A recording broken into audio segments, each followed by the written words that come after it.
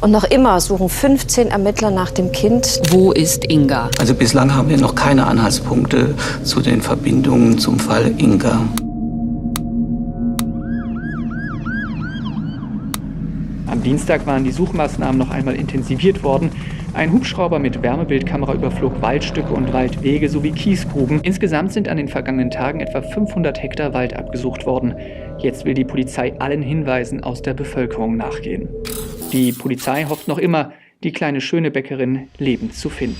The thought of something happening to their own child is probably every parent's worst nightmare. For Victoria and Inga Gehricke, this nightmare became a harrowing reality 6 years ago. On May 2nd, 2015, their then 5-year-old daughter Inga disappeared during a visit near a psychiatric facility. To this day, there is no trace of the girl. Get ready to delve deep into the mysterious disappearance of Inga Gehricke.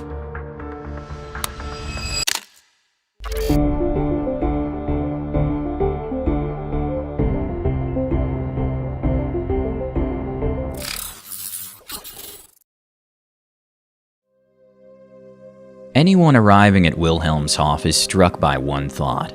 This is where the world seems to end. The estate is entirely secluded, surrounded by forest. Severely addicted and mentally ill individuals are cared for here. They do not live by the clock, but follow the sound of a bell that rings for meals and church services. It is a place where time seems to stand still, a haven of serenity for some. Criminal Commissioner Reimer Klockson.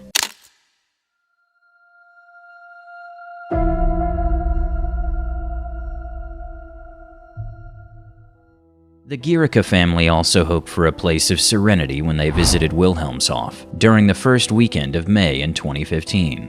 Victoria and Inga Gehricke had 4 children, the youngest being 5-year-old Inga. For children, Wilhelmshof in Saxony-Anhalt was a true paradise. The property offered numerous playgrounds with a variety of climbing frames, vast meadows, and ample space for running and playing.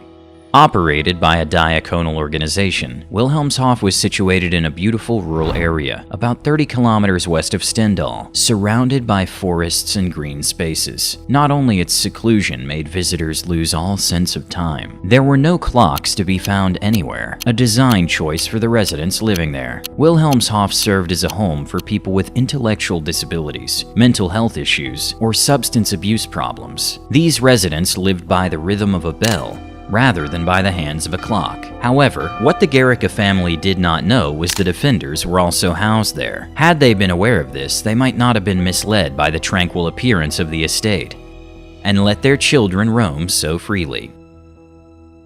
On May 2nd, 2015, a barbecue was planned.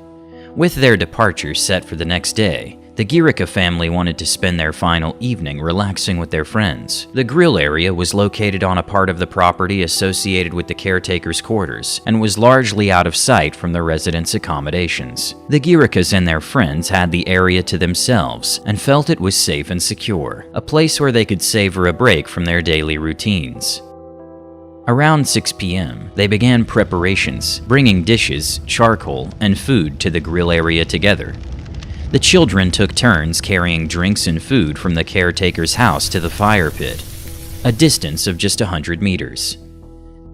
At 6:30 p.m., Inga grabbed 2 bottles of water, ran to the grill area, set them down, and immediately headed back toward the house.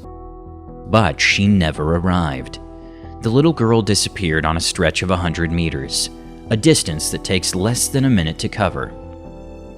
By 6:40 p.m., her parents noticed she was missing. Panic set in immediately.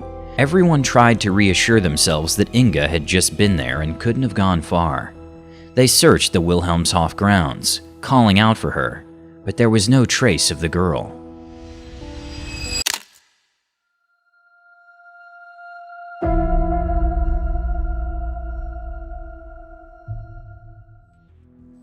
Victoria and Jens immediately alerted the police. A large-scale search operation was launched right away, joined by numerous volunteers. Over 1,000 people, aided by several helicopters, combed through the surrounding forests. However, the Wilhelmshof property alone spanned an enormous 3,500 hectares. Within the next few hours, investigators searched over 4,700 hectares for Inga, without success. It was as if the little girl had vanished into thin air. The parents were convinced that their daughter would never have wandered into the woods on her own. At the same time, the property was so secluded that it seemed highly improbable for someone to have randomly come across the estate and abducted Inga, especially not on a 100-meter stretch within less than 10 minutes.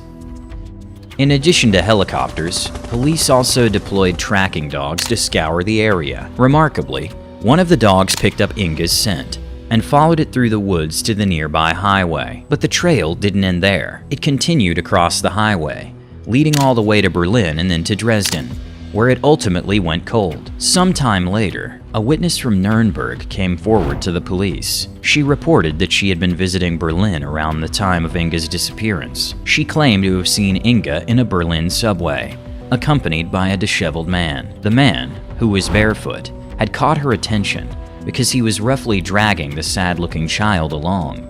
Unfortunately, this lead also yielded no results. Still, it seemed like an extraordinary coincidence that a witness reported seeing the girl precisely where the tracking dogs had followed her trail. Whether this testimony was given before or after the missing person photo of Inga had been released remains unclear. With every hour and day that passed, the investigators and Inga's family knew that the chances of finding her alive were diminishing rapidly, because the first 48 hours after a person's disappearance are the most critical. Speculations arose repeatedly that Inga might have simply wandered off. Perhaps she had gone into the forest to gather firewood and lost her way. Her parents, however, were adamant their daughter would never have ventured into the woods alone. The suspicion persists to this day. In some articles, it is even falsely presented as a fact that she ran into the forest. However, there has never been any evidence for this. The day after the disappearance, a hunter contacted the police with a chilling account. He claimed to have been hunting in the woods near Wilhelmshof the night she vanished. While sitting in his tree stand, waiting for deer and hares, he heard a blood-curdling scream from the forest around 4 a.m. He described it as sounding like a crying girl repeatedly calling out Papa. What made the hunter's statement so credible was the fact that Inga's disappearance had not yet been made public at that time, meaning he couldn't have learned about it from the media. However, the police quickly informed Inga's family that they had followed up on his report but found nothing. They assumed the hunter had merely heard an animal and dismissed it as a macabre coincidence. But wouldn't one assume that an experienced hunter could distinguish between an animal and a human? By this point, the police also suspected foul play and believed that the perpetrator must have had some connection to the farm. As mentioned earlier, Wilhelmshof was isolated and surrounded by forest. No one happened to pass by the area, and children were rarely present there. The only people who knew Inga was at the farm were the residents, staff, and other families. Moreover, an outsider would have been noticed. To move freely on the premises, one had to either work or live there.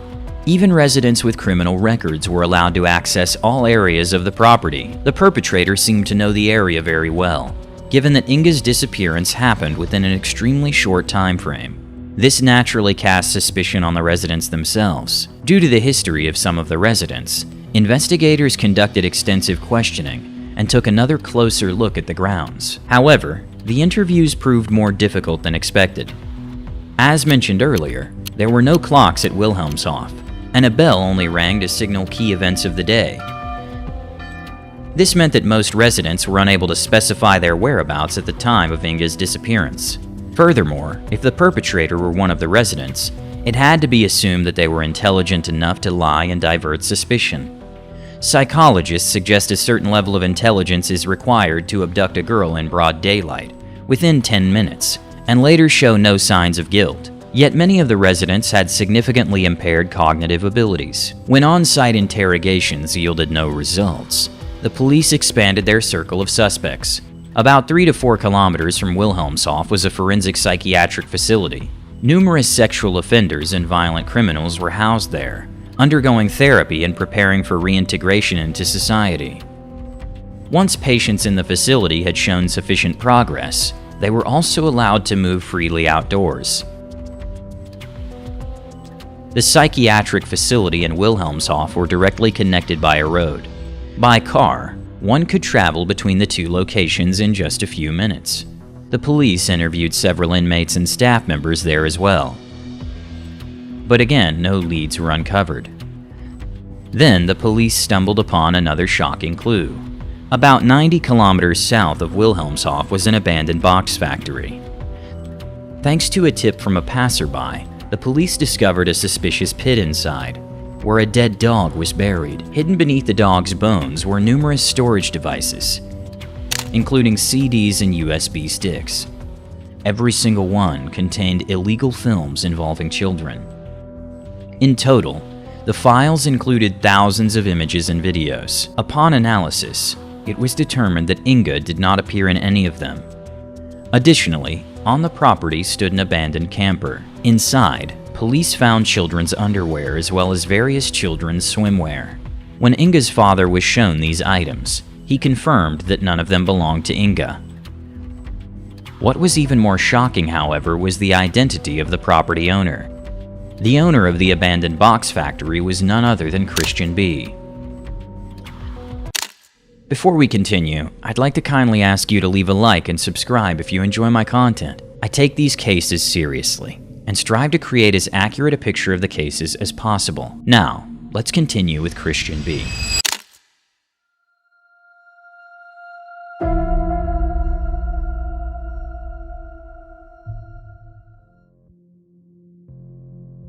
Christian B is a man already known to the police. Christian B is the main suspect in the disappearance of Madeleine McCann, a British girl who vanished in 2007 at the age of 4 in Praia da Luz, Portugal. Since then, Maddie has been missing, and in recent years, some evidence has emerged indicating that the German national Christian B abducted and killed her. Christian B was born in 1977 in Würzburg and grew up in foster care. Conflicts with the law began early. At age 17, he was first convicted of sexual abuse and received a 2-year suspended sentence. Shortly thereafter, he moved with his girlfriend to the Algarve in Portugal. He was also living there at the time of Maddie's disappearance, although he frequently traveled back and forth to Germany, often committing crimes during those trips. Many of these crimes were only linked to him much later or remained unsolved. Some even speculate that Christian B was involved in the murder of Tristan Brubach, another horrible case. In the late 1990s, Christian B had to return to Germany due to charges of child abuse. He was convicted and served a prison sentence. Upon release, he immediately returned to Portugal. There, on September 2, 2005, he brutally forced a 72-year-old American woman to get intimate with him. He attacked the elderly woman in her home, blindfolded her, and subjected her to a violent assault. In 2006, 2 acquaintances of Christian B discovered video footage in his apartment showing the assault. At that time, Christian B was already in prison again, this time for theft. He had to serve another prison term. Subsequently, he temporarily returned to Germany, living with his girlfriend or in a camper in Hanover. In 2011, he was convicted of substance trafficking and received a suspended prison sentence.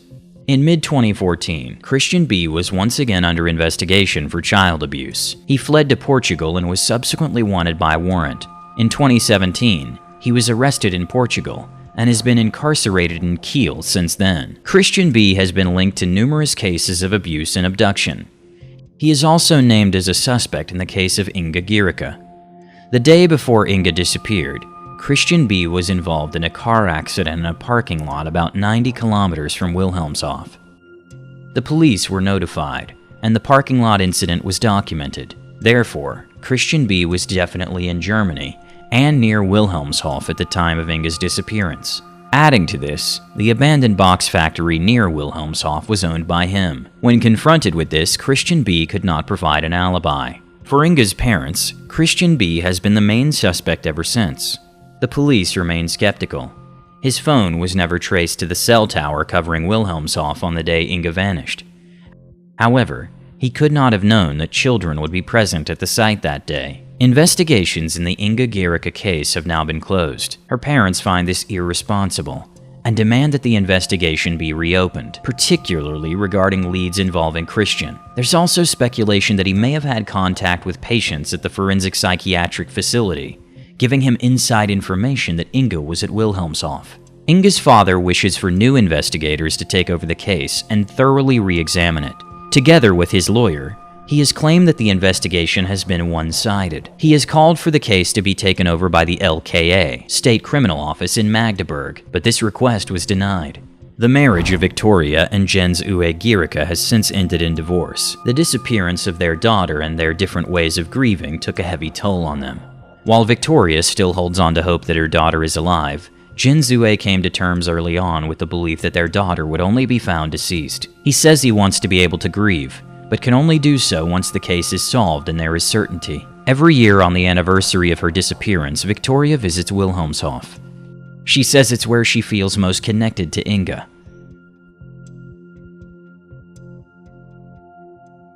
What do you think? Is Inga still alive? Or is her father sadly correct? Could Christian B be involved in her disappearance? If you're looking for another interesting case where the murder is clearly proven, check out this video. It's about the shocking story of a TikTok star who murdered his girlfriend. Take care of yourselves.